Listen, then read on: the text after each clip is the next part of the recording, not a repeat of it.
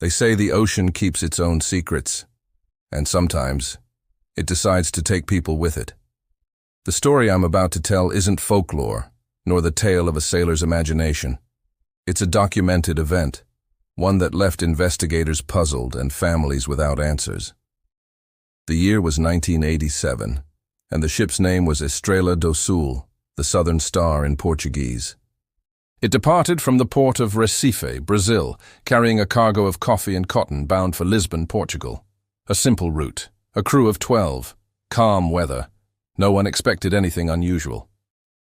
But 5 days after leaving port, the Estrela do Sul vanished. No distress call, no wreckage, no survivors, at least not at first. This is where the mystery begins. The Estrela do Sul was captained by Amaro dos Santos, a veteran of more than 30 years at sea. A disciplined man, known for his precision and respect for the ocean. He was not the kind of captain who took unnecessary risks.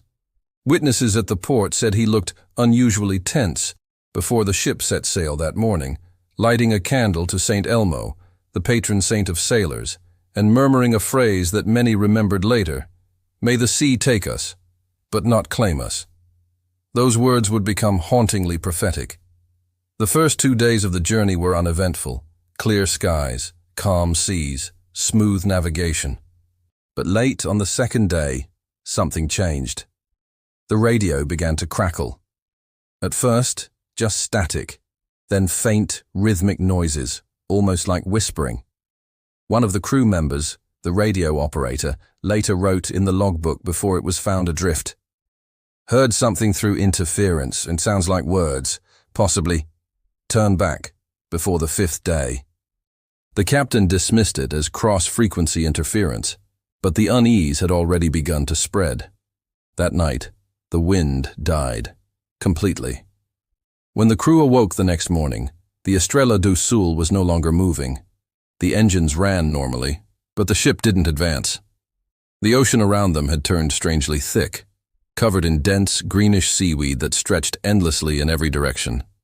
It was the Sargasso Sea, a region of the Atlantic notorious for trapping ships in centuries past. A place where the water becomes unnaturally calm, and where many vessels were said to vanish without a trace.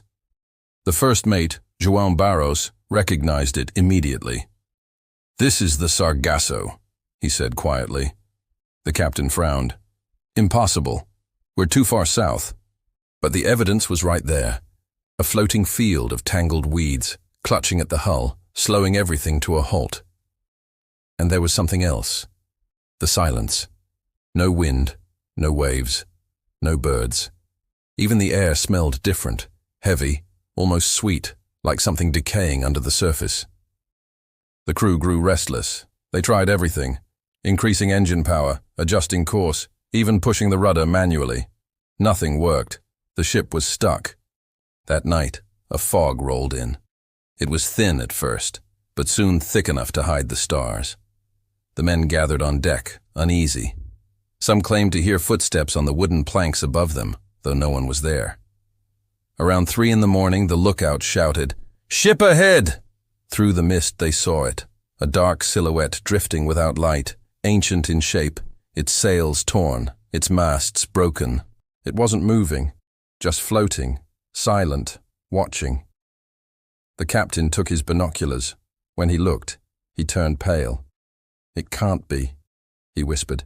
"That's the San Telmo." The name meant nothing to most of the crew, but historians know it well. The San Telmo was a Spanish ship lost in 1819 with more than 200 men aboard. It disappeared near Cape Horn, and though pieces of wreckage were found years later, the vessel itself was never recovered. Until that night. As the fog thickened, the Estrela do Sul's radio suddenly came alive. Through the static, a deep, ragged voice emerged, speaking Portuguese with an old accent. "Turn back, while you still can." The transmission lasted less than 30 seconds. Then silence. The captain immediately switched off the radio and ordered everyone below deck.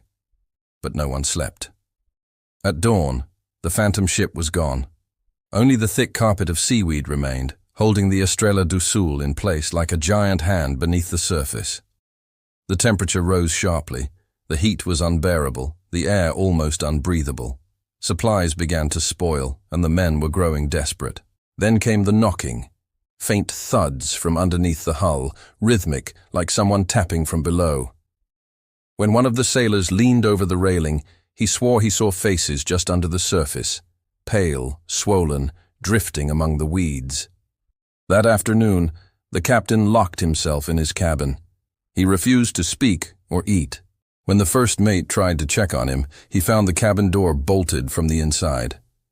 All they could hear was Amaro's voice, muttering softly, "They're calling me. The sea remembers its own." The next morning, the cabin was empty.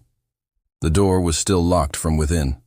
On the captain's desk, the logbook lay open to its final entry. "They have chosen me. The San Telmo needs a captain."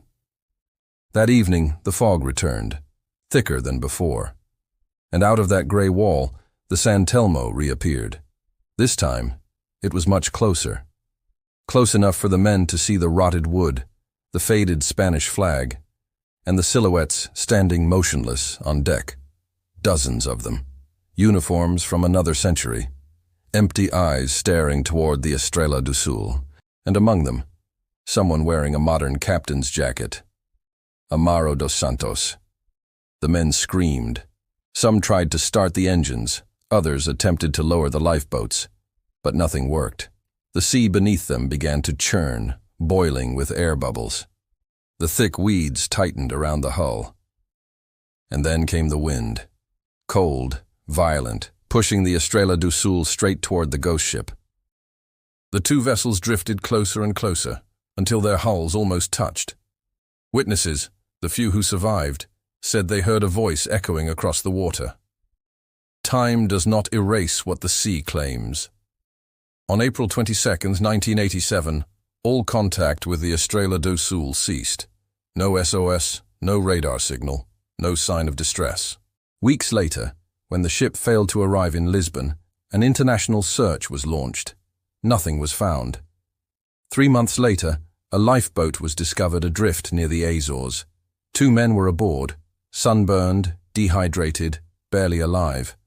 One died shortly after being rescued. The other refused to speak. According to the doctors, he suffered from extreme trauma and recurring hallucinations. But before he fell completely silent, he reportedly whispered just one thing. The captain went home, but his home isn't here anymore. To this day, fishermen and cargo crews have reported seeing a dark shape drifting in the northern Atlantic. A ship with torn sails, weather-beaten wood, and 2 names faintly visible on its side, San Telmo and Estrela do Sul. And on calm nights, when the sea is perfectly still, some radio operators claim to pick up a faint signal on forgotten frequencies, a whisper lost in the static, repeating the same words over and over. Turn back before the 5th day.